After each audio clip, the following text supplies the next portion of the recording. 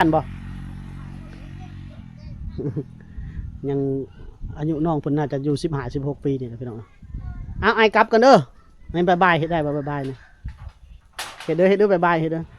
เอามือเดียวนี่ตะตีมานำนี่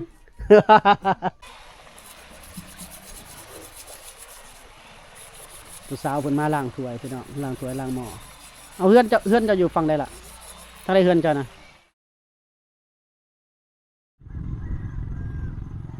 หมู่บ้านที่ติดริมถนนพี่น้อง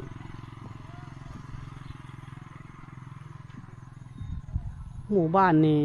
ยังบ่ได้ใช้ไฟฟ้าเด้อพี่น้องเสาไฟฟ้าเล่นกายอยู่แต่เบิ่งบ่จอยยังบ่เห็นเฮือนหลังใดดึงไฟเข้าเฮือนเนาะน่าจะยังบ่มี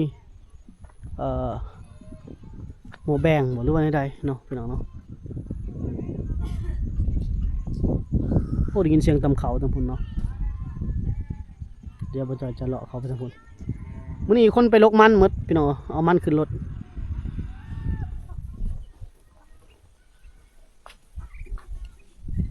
ได้ยินแต่เสียงตำเขาเนาะมื้อนี้คือตำเขาผู้เดียวไปใส่แหละบ่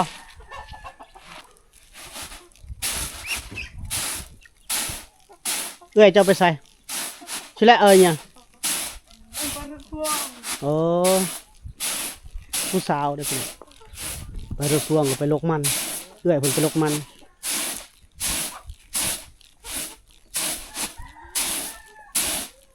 มีตำเขาอยู่พี่น้อง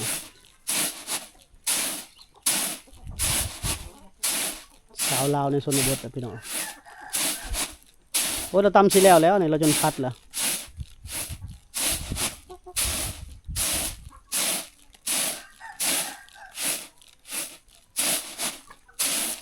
ตำตะดนเราจะได้ยินเสียงตำ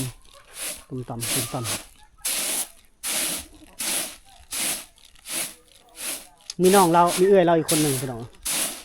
งามเดี๋ยวแต่งามแบบในฉบับ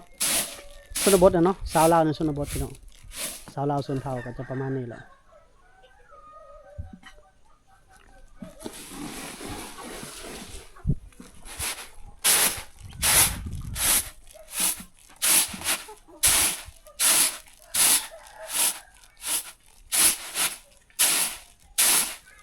เราตำตัวโดนแล้วสาวลาวฝนตำเขา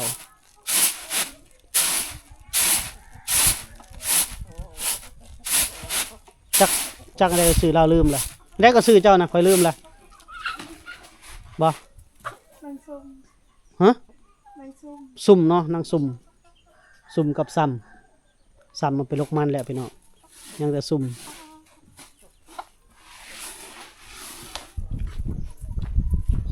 ตำเขาแล้วก็จะไปเห็ดแบบนี้เลยพี่น้องเอาไว้ถึงหัวเลยนะ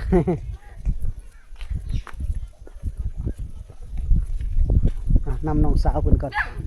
พี่น้อง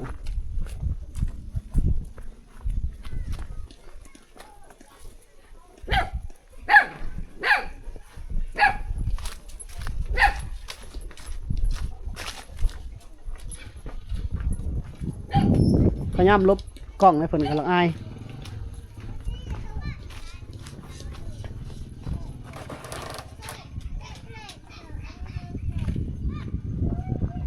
นี่ละเฮือนเพิ่นพี่น้องบ่ได้นึ่งข้าวบ่บัดนี้ตอนนี้เฮาอยู่กับน้องสาวเพิ่นเจ้าซื้อได้ก็ละซื้อเจ้าน้องยังก็ซื้อเจ้านะน้องซุ่มเพิ่นสิไปตักน้ำพี่น้องใส่เกิบเจ้านะบ่มีเกิบโอ้เนาะว่าไปไต่ต้นเถอะพี่น้องแม่พ่อแม่นี่ไปลกมันมดกับเอื้อยพี่น้องไปลกมันเขาบ่ลกมันเจ้าอิดกล้องบ่เอาแห้งเขาพวงเงี้ยบ่พวงยาวเอาแห้งพี่น้อง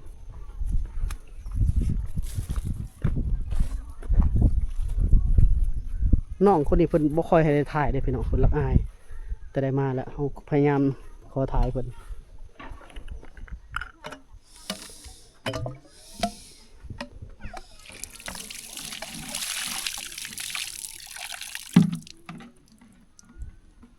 ินบ่หรือเอาไปหนึ่งเข่าวกินบ่จ้าบ่ง่วยบ่ง่วยได้แล้วง่วยเดือตุ้มบ่เดือไหนบ่ตายแล้วภาษาลาวว่าได้นิดนึง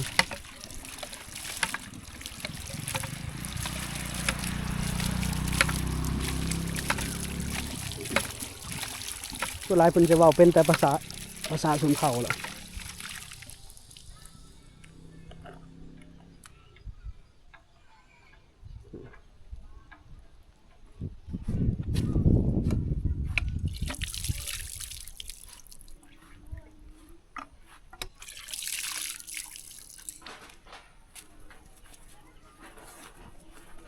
บ่มีเกือบใส่เพิ่นว่ะ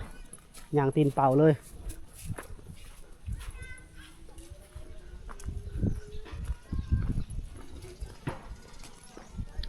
ตำเข่าเด้ตำเข่าทาพ่อแม่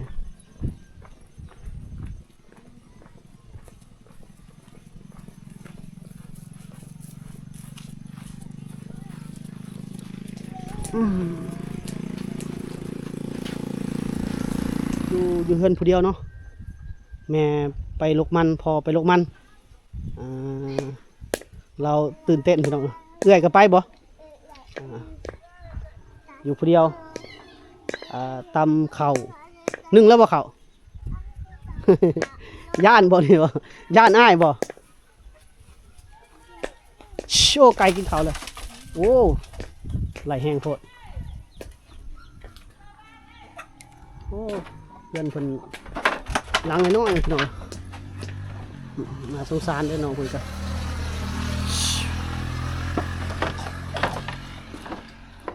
ไม่ใช่เลยโอ้เพื่อนครัวตรงพี่พี่น้องเพื่อนน้องเพิ่นนั่งนิดนึงนะตะกูนะ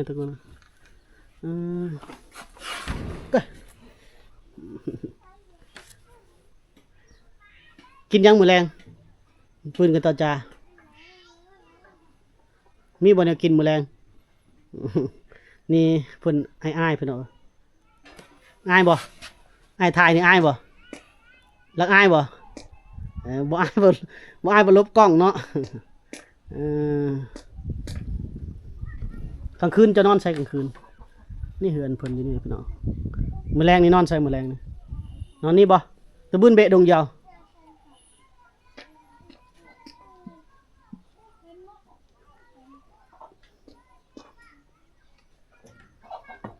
เราก็เป็นสาวขี้อายนี่ครั้งแรกที่เพิ่นให้ถ่ายสำนีพี่น้องแต่ก่อนนี่แฮงบ่ให้ถ่ายเลยอายไผอายถ่ายนี่อายไผอายผู้บ่าวบ่อายคนอื่นอายคนอื่นเนาะโอ้ยสิอายหยังล่ะเพื่อนซ่านเพิ่นพี่น้องเอ้าบ่จอยคอยแผ่นนิดนึงก็พอแผ่นกล้องนึงก็พอสาวลาวในชนบทนี่เพิ่นบ่ค่อยจะให้อยากถ่ายอายหมู่เนาะอายคนอื่นเนาะเฮ้ยบ่เป็นหยังดอกลกพ่อแม่ไปลกมันเขาเนาะไปกับเอื้อยเพิ่นผู้หนึงเอื้อยเพิ่นก็หน้าตาน่าฮักได้พี่น้อยบ่ได้นึ่งบ่เข้าบ่คอนึงบ่ได้บ่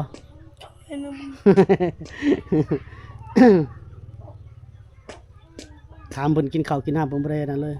น้องขี้อายพี่น้องเอ้ามื้อนี้ได้สำนีมื้อหน้าจังมาถ่ายใหม่พี่น้องเนาะพี่น้องเพิ่นคิดว่าเฮานำเสนอนี่สิเป็นจังไดเนาะเพิ่นก็ยังบ่ฮู้พี่น้องอันนี้เฮาก็พยายามบางเทื่อก็ตัวบ่จอยเองก็พยายามนำเสนอเพื่อมีโอกาสได้เป็นสะพานบุญช่วยเหลือครอบครัวน้องเพิ่นเพราะว่าครอบครัวเพิ่นนั่งทุกข์ยากหลายพี่น้องเขากินก็ค่อนข้างจะอึดยากน้องเพิ่นบวกกับน้องเพิ่นก็เป็นคนบ่กล้าแสดงออกเลยนี่ล่ะบ่นอนบ่อยู่บ่เช้าเพิ่น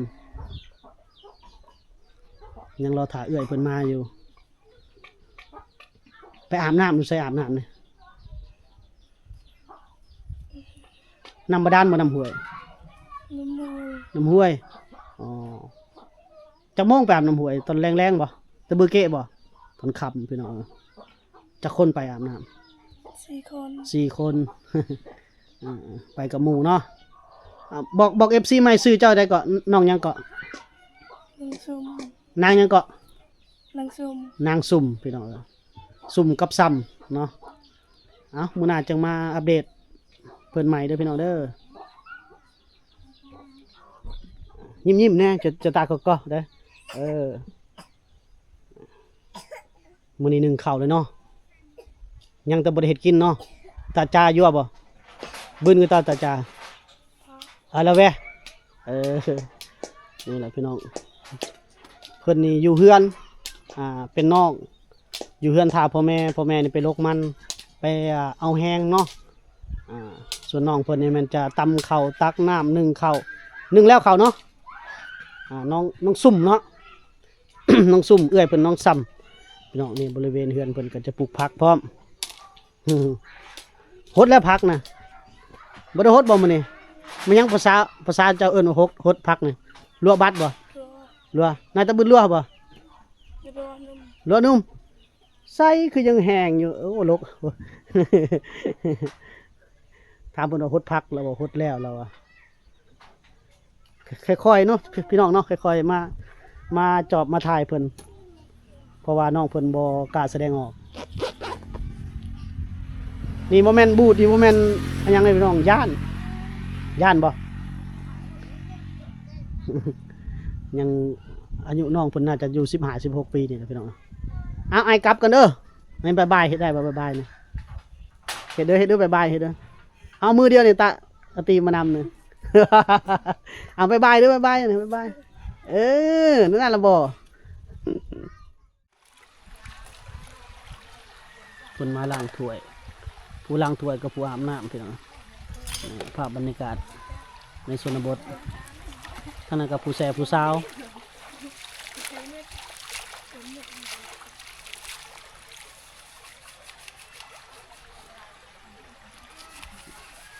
หาเบิ่งได้ยากเลยพี่น้องวิถีชีวิตแบบนี้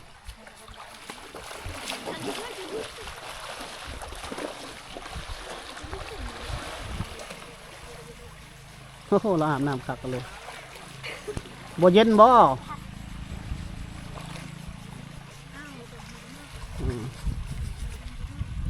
อากาศเย็นๆนี่ปอดบวมเลยเนาะ โอ้สอนเราอาบน้ำเลย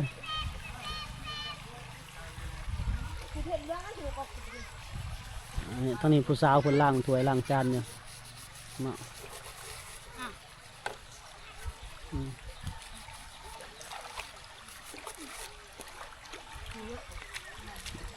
ดูสบู่ไปนี่เลยพี่น้อง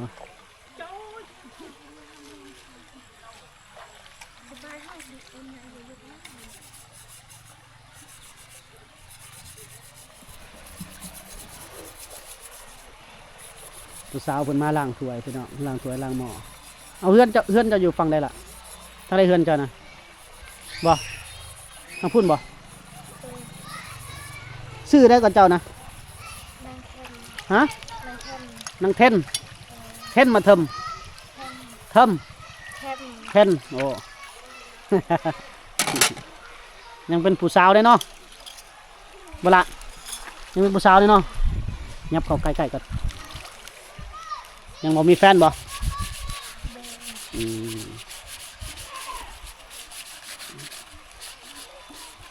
นางเทนพี่น้องบ่ได้ใส่สไลด์บ่ล่ะ บ่มี บ่มีสไลด์เนาะบ่ได้ไปลกมันนำเขาบ่ บ่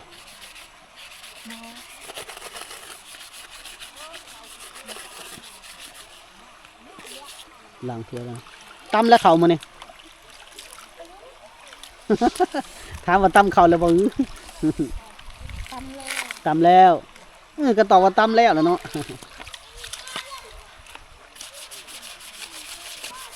นี่แหละพี่น้องวิถีชีวิตของสาวลาวในชนบทตักน้ำตำข้าวล้างถ้วยล้างจานเนาะ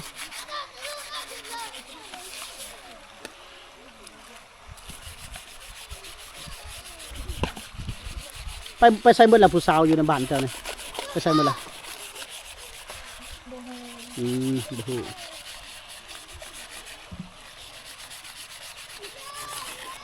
สาวลาวเพิ่นมาล้าง น้องเทนเห็นมาล้างถ้วยพี่น้องโดยที่บ่ใส่สไลด์เนาะเอาดินทรายคัดเอาพี่น้อง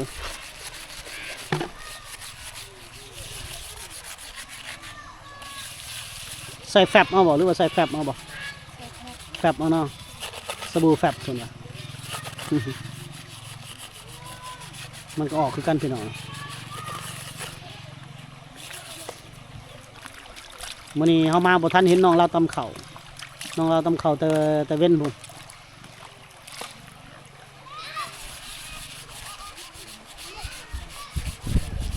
ภาพบรรยากาศยามแลงๆพี่น้องเอ้ยชนบทลาวเฮาล้างน้ำในห้วยน้ำห้วยก็ไหลคักขนาดพี่น้องน้องพี่น้องเนาะน้องเราก็ยังอายๆอยู่พี่น้องแต่ว่ามื้อหน้าเฮาสิมาถ่ายทำกับน้องเพิ่นอีกไม่เนาะเพราะน้องเพิ่นนี่น่าจะครั้งที่สองบ่จอย